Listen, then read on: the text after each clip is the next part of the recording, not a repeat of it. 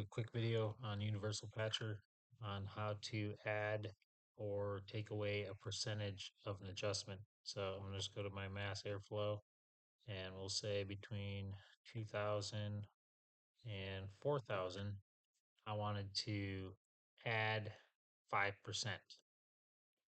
So I'm going to click in this box up here where it's got the time symbol, the little star and a 1. I'm just going to leave the 1 there and do 0.05, hit execute, and it adds it. So then you'd have to save it.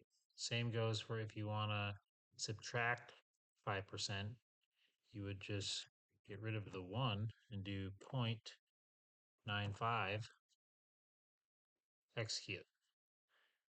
And then also, if you want to smooth these transitions, you can highlight as much as you want. You'd highlight the whole column, right click it, hit smooth, and it'll make some minor adjustments.